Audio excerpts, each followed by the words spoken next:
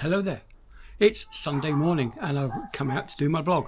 I've just done a little thing in my car. The sun is so bright. We have a look at the time. It's not morning at all. It is just afternoon. It's just gone 12 o'clock. I've been up for hours, of course, having to see Sarah off. I do like to make her a nice cup of coffee, make sure she goes away with a hot drink, and she likes to make her own breakfast, so I let her get on with that. I don't interfere. I make her a nice cup of coffee and then say goodbye, and then I get on. So yeah, I've been busy doing lots of things. I've taken a few paintings down to the tip, done this, that and the other. Went out, 80th birthday yesterday. Yeah, I've done all sorts of stuff. Bloody hell, that dog is really annoying. It's a Sunday afternoon and the dog's barking. It's absolutely crazy how it's just so annoying. It really is annoying. I know we had a dog, but our dog never behaved like that. Well, for starters, we looked after it. It was one of the family, not like it is over there. It's obviously been kicked out, and the dog wants in, and it's going to keep doing that all day. So annoying. I definitely have to get the RSPCA onto it. I'm not actually sure because it's quite echoey in this little corner. I'm not sure which way it's coming from. I'll have to hang my head out the bedroom window upstairs and see if I can locate it that way. But yeah, it's so annoying. That's one of the things about our little dog. He only told us about when someone was at the door or when there was a cat in the back garden.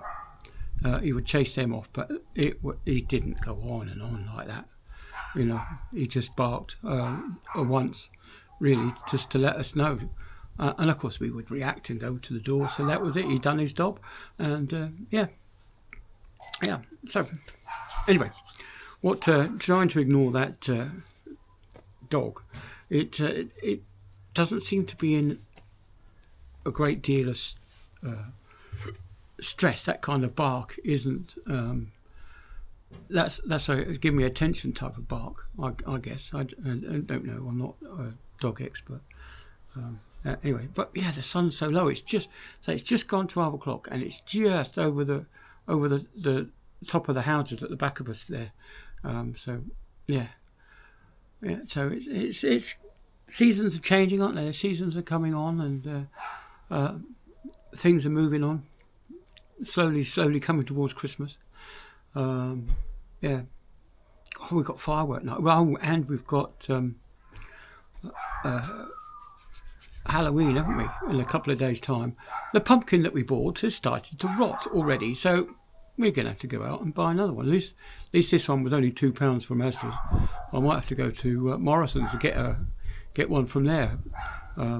So I do plan on going out tomorrow, Monday. I'm changing my doctors because I am so fed up with my GP, constantly changing my medication without any consultation. They just change it, or they just cancel it. So I put in a repeat prescription list, and I'll go to pick up my prescriptions from the chemist, and I get home and half of it's not there. So you phone them up and say, where is it? So you then have to make a second journey down to the chemist to pick up the prescription that they should have ordered in the first place.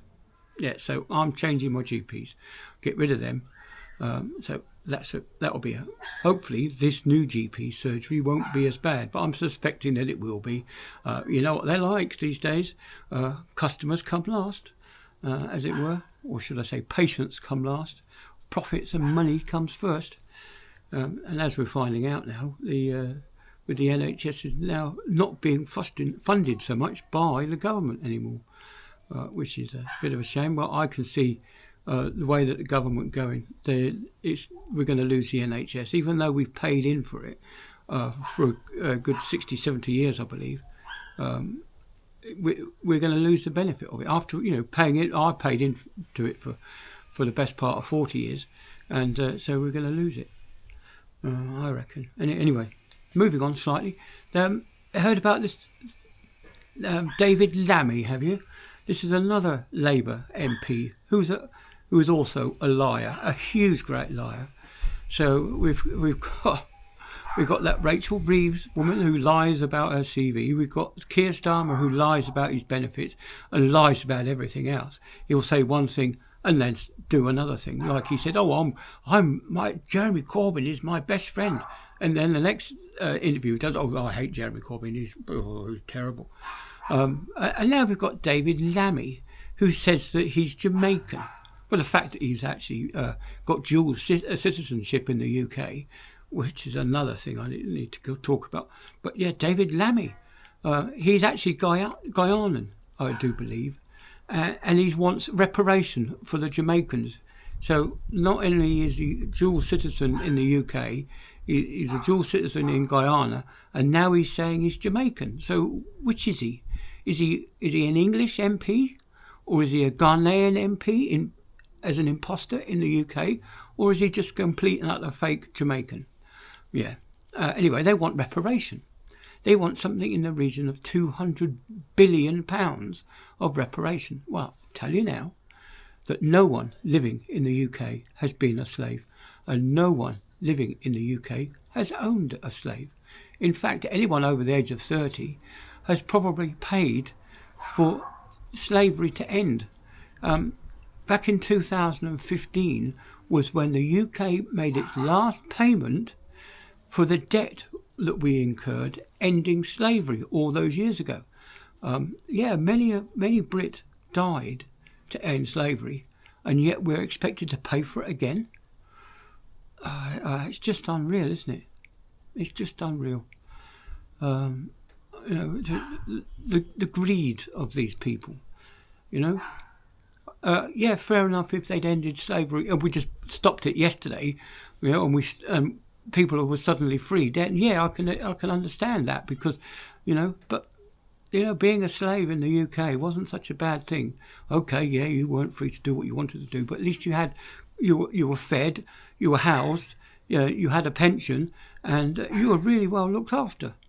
But we didn't really need slavery, did we? Because we had child labour back in those days, and we had workhouses and stuff like that. The British people suffered, It wasn't all as some of these, like the likes of David Lammy, it wasn't all sunshine and roses, We went through hard times. We suffered the Romans when the white British people were made into slaves.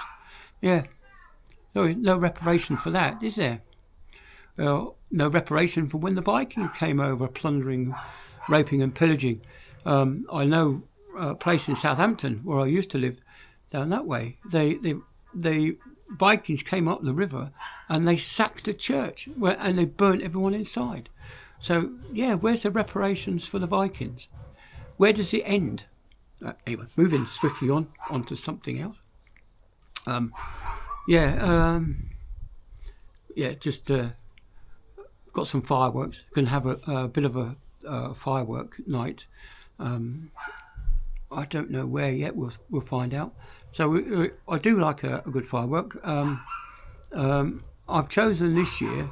I've chosen some quiet ones. These are low noise fireworks, so there won't be much in the way of fizzing and banging. It will just be a colourful display. Not that my mother can see it because she's going blind almost, so she would have preferred the bangs and everybody else. But we'll be setting the fireworks off in somewhere well away from animals and pets. So that would be a good thing. And of course, we don't have to worry anymore because we haven't got one. We lost our dog, as I said, back in January time, and that was one of the worst times of my life. And as I keep saying, this year has been. It started off very poorly with the death of the dog. It's actually become one of the best years, really. There's a few events in my life that are quite memorable, but this year will be the year to remember. 2024. There are important dates in your life, aren't there? There's like getting married. That's quite an important date, isn't it? And then there's the birth of your first child, and then there's the as I'm finding out now, it's the birth of my first grandchild. It's going to be quite exciting, I think. Really, you'll probably mean a few more trips over to France, but we'll see. Yeah, it's a shame that she's so far away. Would have liked to have just been around the corner, but we can't have everything our own way. Yeah, well, I think Sarah's going to do a roast beef tonight. We like a bit of beef, I do anyway. So we're going to have roast beef and some potatoes and she's making her own Yorkshire pudding. Yeah, that's something else, isn't it? Yeah, I was watching a video the other day about these fake farms that you find in shops. You know, take for example Aunt Bessie's Yorkshire puddings. Now, I'm pretty sure that it's not some little old lady in her kitchen making these Yorkshire puddings. I'm pretty sure it's a factory, and it's just a trade name, Aunt Bessie. I really don't think it's got anything to do with Auntie Bessie at all. And the same goes for some of these other fake farms that they have going around. It's I can't name one off the top of my head, but you hear about these. It gives a romantic view that it's a particular farmer who's making these crops.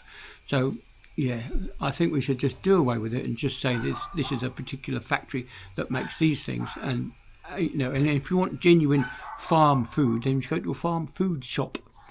So that's what I plan to do in the next time I'm down at my mother's house. She says we should visit a place called Stansted Park where they have a farm food shop.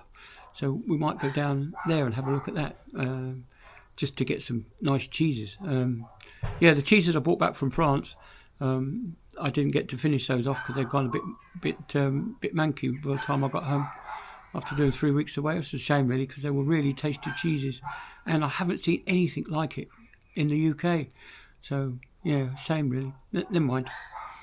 Yeah, that's about it really. So I'm gonna knock it on the head now, and hope you have a great Sunday evening, and we'll see you all on the next one. Okay, see ya. Goodbye.